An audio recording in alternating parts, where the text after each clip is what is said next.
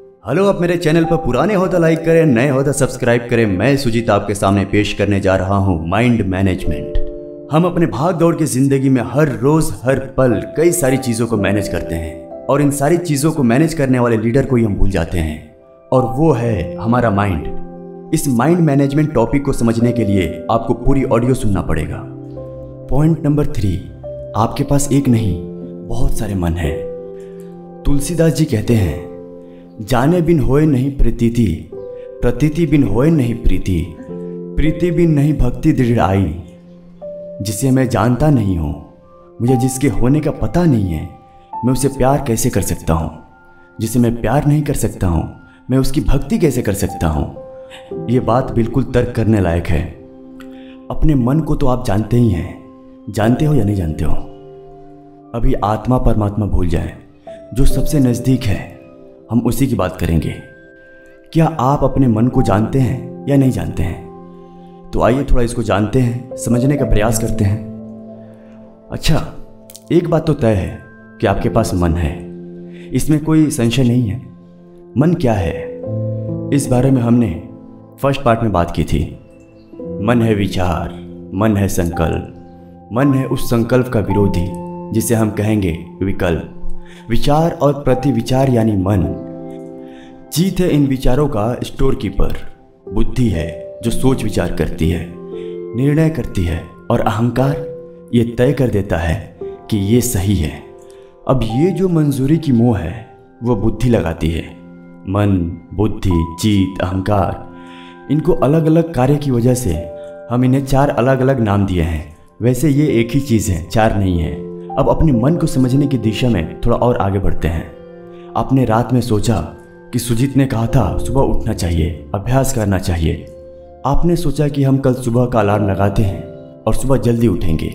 आपके मन ने सोचा, बुद्धि ने ओके कर दिया और अलार्म लगा दिया। आप सो गए और सुबह ठीक समय पर अलार्म को बजना है। अलार्म बजा, फिर एक और मन अंदर से जागा। उसने कहा, आज तो मैं बहुत थका हूँ और अगर एक बार उठ गया तो फिर वापस नहीं सो पाऊंगा। बेहतर है कि अभी थोड़ा सा और सो लेता हूँ।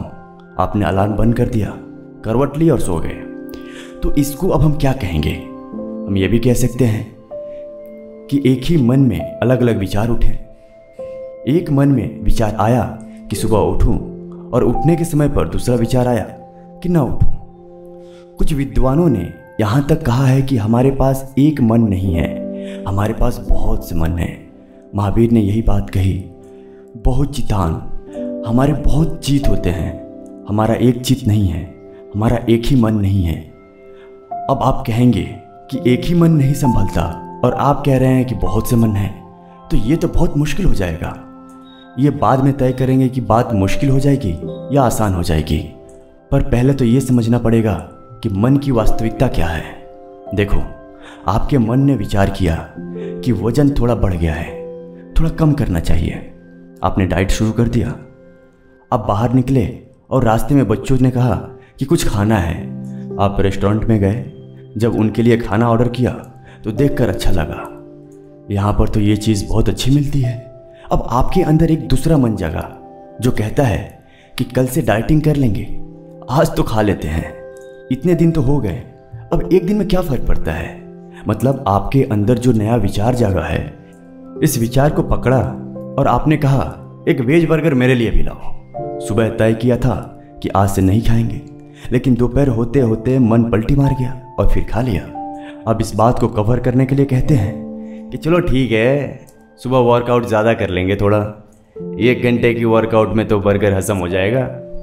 जिस मन ने ये सोचा है, सुबह जब आप उठेंगे तो दूसरा ही मन जाग जाएगा।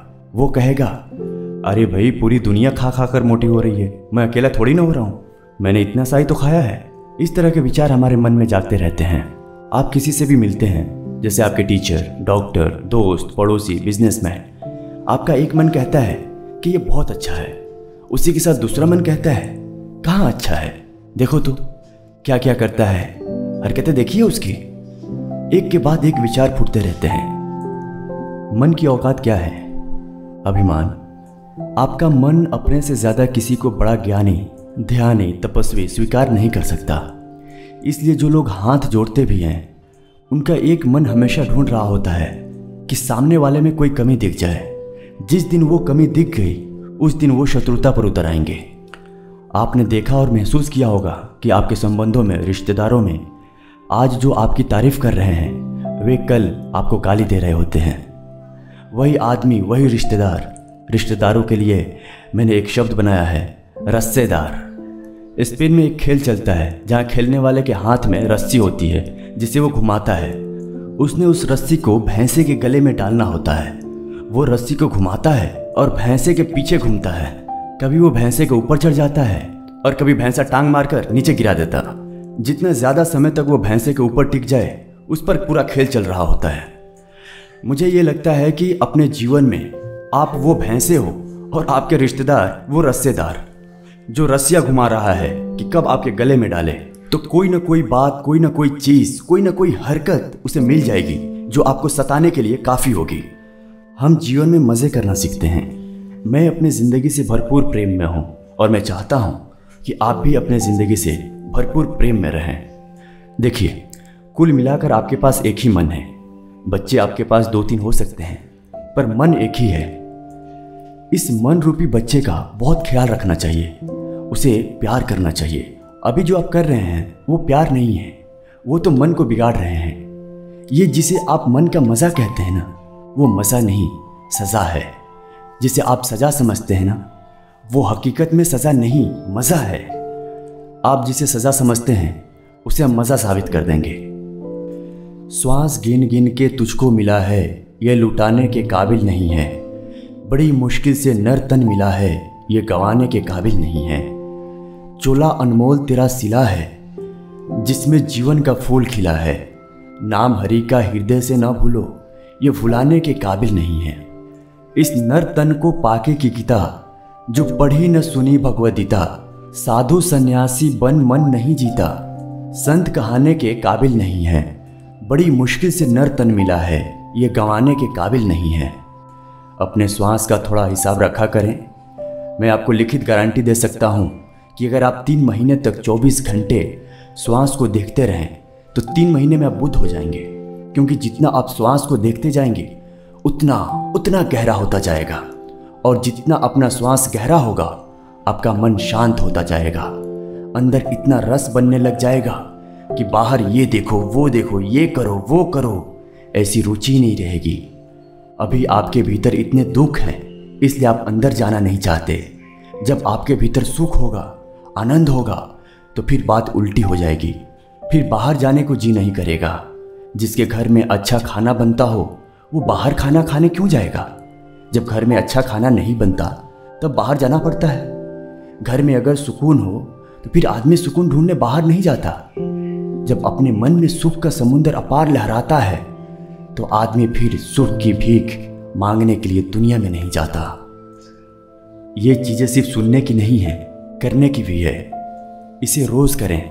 इसे करने से जो विवेक और ज्ञान भीतर आता है उसका लाभ लें। ज्ञान बाहर से नहीं आता, ज्ञान अंदर से आता है।